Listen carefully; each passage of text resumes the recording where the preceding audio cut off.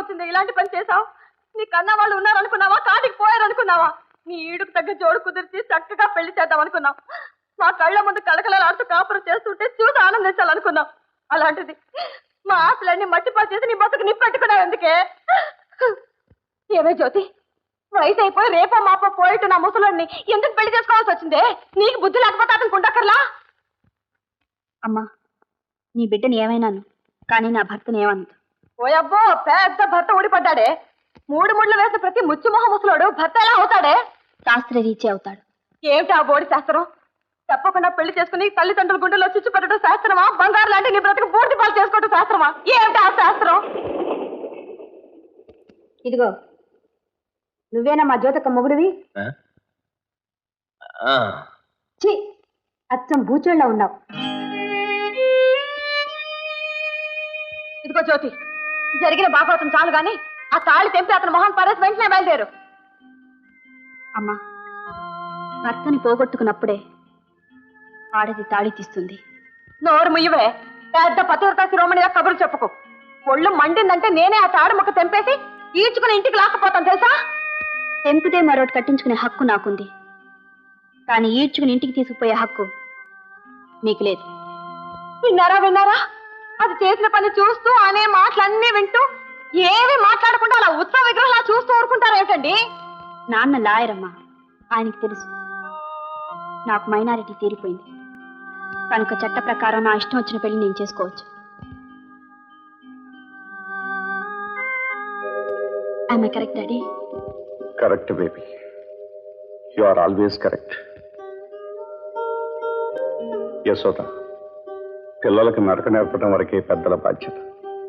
ఆ పైన నచ్చిన దారిలో నడిచిపోవడం ఎదిగిన వాడి ఇష్టం. పదపాడు. అదేమిటండి? యశోద, కర్మ, ఎవరి కర్మకి ఎవరు పచ్చులే.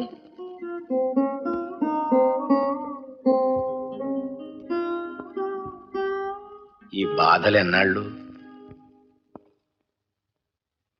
జీవిత నాటకం పరిసమాప్తి అయ్యే వరకు.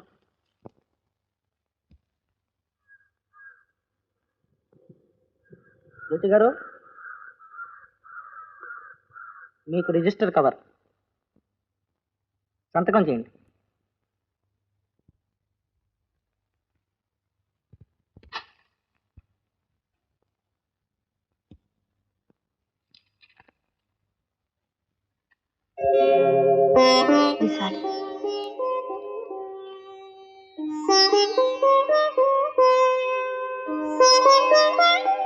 ఏమిటిది? శుభవార్తేలండి, మనకి బోల్డ్ అంత ఆస్తి కలిసి వచ్చింది. మనకి ఆస్తి ఎలా వచ్చింది? నా స్నేహితురాలు మరణిస్తూ తన ఆస్తి హైదరాబాద్ లో ఉన్న పెద్ద ఇల్లు నా పేరున రాసింది. నిజంగానే? అవునండి, వాటికి సంబంధించిన కాగితాలు లాయర్ పంపారు. అవును, నీకెందుకు రాసింది? ఆమె చివరి రోజుల్లో తన మనసుకు శాంతిని నిలిచినందుకు కృతజ్ఞత, ఆమె ఒంటరితనంలో నేను తోడుగా ఉన్నందుకు అభిమానం. అంటే ఆమెకి ఇంకెవరూ లేరా?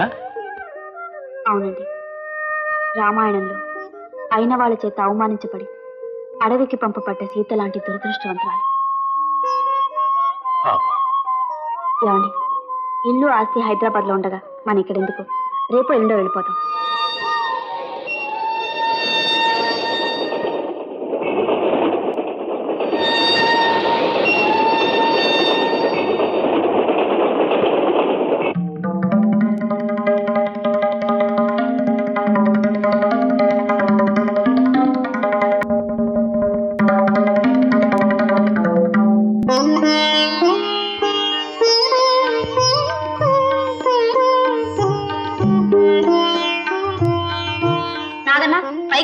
పెట్టాను, వెళ్ళి తగ్గించు. అట్లాగా జ్యోతి, ఏమండి, ఈ ఇల్లు ఇది చూస్తుంటే అల్లావుద్దీను అద్భుత దీపం కథ లేదు, అది గుర్తుకొస్తుంది నాకు. సరే, మీ గది చూసుకున్నారా? అవును, అంత గది నాకెందుకు? నాకెందుకు ఆలోచించవలసింది మీరు కాదు, నేను. చూడండి, అమ్మాయికి పైనుండే చివరి గది అయితే బాగుంటుంది. తోట వైపున కిటికీ దగ్గర కూర్చొని చదువుకోవచ్చు, బాల్కనీకి వెళ్ళొచ్చు, ఎవరైనా ఫ్రెండ్స్ వస్తే కూర్చొని కబుర్లు చెప్పుకోవడానికి విశాలంగానే ఉంటుంది. ఏ అమ్మాయి సంగతి నువ్వు చెప్పేది? ఇంకెవరండి, శశిరేఖ. ఎవరు? మా అమ్మాయి శశిరేఖ. కాదు, మన అమ్మాయి శశిరేఖ. మరి మనకింత ఆస్తి కలిసి వచ్చిన తర్వాత కూడా ఎక్కడో నర్స్ ట్రైనింగ్ కావాల్సిన కర్మ ఏంటండి? వెంటనే ఉత్తరం రాసి రమ్మని చెప్పండి. నిక్షేపంలా కాలేజీలో చదువుకుంటుంది. జ్యోతి, నువ్వు నువ్వు నిజంగా జ్యోతివి. ఏమండోయ్ ఏమండోయ్ ఏమండి, ఈ విషయం విన్నారా? ఏమిటది? మన జ్యోతి వాళ్ళకి లక్షల ఆస్తి కలిసి వచ్చిందట. దాంతో వరంగల్ మక్కా వేసేసి ఈ ఊరే వచ్చేసారట. ఇక్కడ వాళ్ళకి లంకంత బంగ్లా కూడా సొంతమైందట. ఓ అలాగా. అలాగా ఇలాగా ఏమిటండి, ఒకసారి చూసొద్దాం రండి. అవును నాన్న, ఒకసారి అక్కను చూసొద్దాం.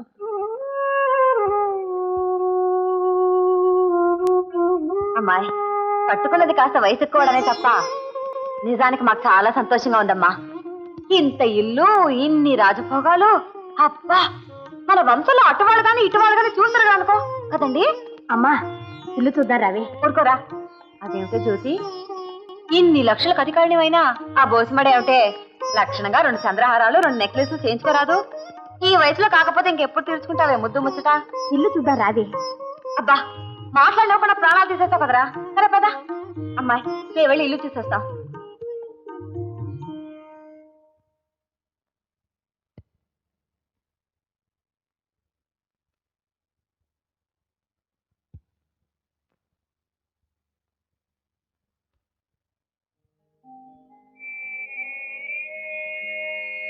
చూడమ్మా, నువ్వు ఆస్తి ఐశ్వర్యాల కోసమే ఈ పెళ్లి చేసుకున్నావంటే నమ్మలేకపోతున్నా.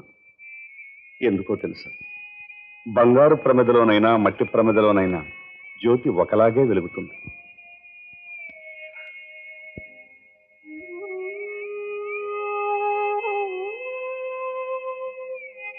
జ్యోతి, తండ్రిగా నేనేమైనా అడిగితే నువ్వు సమాధానం చెప్పకపోవచ్చు, కానీ నిన్ను పూర్తిగా అర్థం చేసుకున్న ఒక స్నేహితుడిగా అడుగుతున్నాను.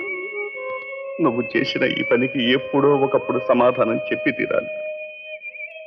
చెబుతావు కదమ్మా? చెబుతావు కదా? కూర్చోండి అన్న. ఎవరెవరు వచ్చారు? అమ్మ, నాన్న అందరూ వచ్చారు. ఆహా, కూర్చో బాబు, కూర్చో. ఇల్లంతా చూసావా? ఓ చూసానే. బాగుందా? బాగుంది. ఆహా.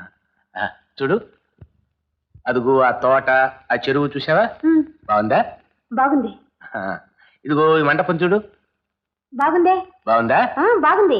అదిగో దూరంగా కొండలు చూడు, ఇల్లు బాగుంది, చెరువు బాగుంది, మండపం బాగుంది. కానీ నువ్వే బాగోలేదు.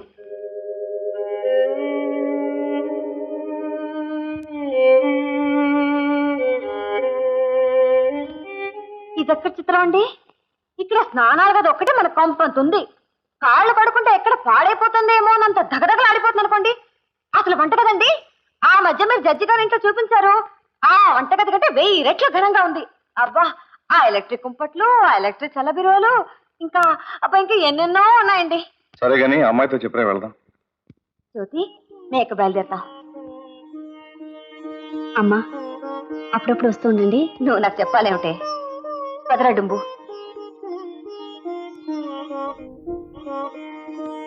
వెళ్ళొస్తాం. మళ్ళీ వచ్చే ఆదివారం వస్తానక్క. వస్తావమ్మా. జ్యోతి, ఆ ఇంటికి నీకు కొంచెం దృష్టి తీసిపారే, ఎందుకైనా మంచిది.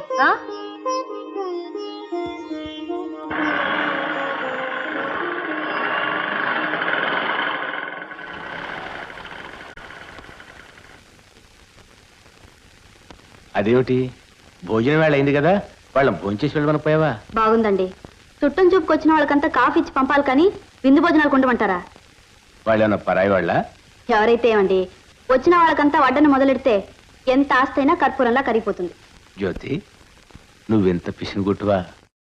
కాదు, పొదుపరిని. అది సరే, అమ్మాయికి ఉత్తరం రాయమన్నా రాసారా? రాసిన 4 రోజులైంది. బహుశా ఇవాళ రేపు తనే వస్తుంది. కొన్ని విచిత్రమైన పరిస్థితుల్లో నేను మళ్ళీ పెళ్లి చేసుకోవాల్సి వచ్చింది. అంతకంటే చిత్రంగా ఆ అమ్మాయి వచ్చిన వేళా విశేషం ఏమిటో గాని మనకు బోలెడంత ఆస్తి కలిసి వచ్చింది. ఆ అమ్మాయి చలవ వల్ల మనకు చాలా డబ్బు వచ్చింది అనే మాటల్ని శశిరేఖ మరోలా అర్థం చేసుకుంది. ఎందుకంటే సృష్టిలో ఏ విషయాన్నైనా ఉన్నది ఉన్నట్లు చూడడం ఎవరి తరమూ కాదు. ప్రతి ఒక్కరూ తమ దృక్పథంలోంచి తమ మనోభావాలకు అనుకూలంగానే చూస్తారు.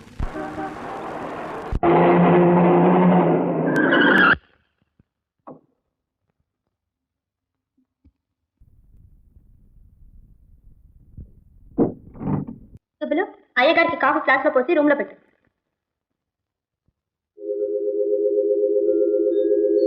రామా శశి, ఆగు. అయితే నువ్వేనన్నమాట మా నాన్నని పెళ్లి చేసుకున్న మనిషివి. అవునమ్మా, నేనే మీ అమ్మని. నా వయసు దానిలా కనిపిస్తున్నావు. నాకు అమ్మ వెళ్ళవుతావు. అమ్మలో చూడవలసింది వయసు కాదమ్మా, మనసుని. అవసరం కోసం బజార్లోంచి వచ్చిన బొమ్మ అమ్మేలా అవుతుంది. అది నువ్వు అర్థం చేసుకోవడంలో ఉంటుంది.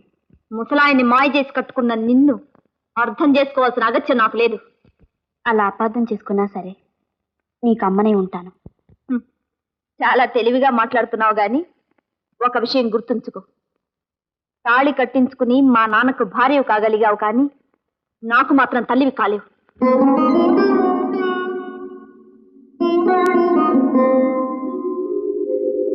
శశి, మీ నాన్నగారి గది అటు కాదు, ఇటు. ఒకసారి వెళ్ళి కనిపించు.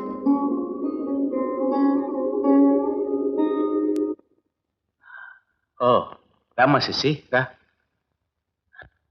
ఇంతవరకు రాకపోతే బహుశా నేను రాసిన ఉత్తరం ఏమన్నా అందలేదేమో అనుకుంటున్నాను. ఉత్తరము అందింది, జరిగిన సంగతులు తెలిసాయి. చాలా సంతోషం అమ్మా. ప్రయాణం అది కులాసా జరిగిందా? ప్రయాణాలు అలసిపోయి అమ్మాయి వస్తే నించోబెట్టి ఆ పలకరింపులు ఏమిటండి? నాన్న అయితే తాపిగా చెప్పుకోవచ్చుగా కబుర్లు. ఆ, శుభులు, అమ్మగారి గది చూపించు, నాన్నకి నీ పెట్టు. రెండమ్మాయి గారు. అదమ్మా.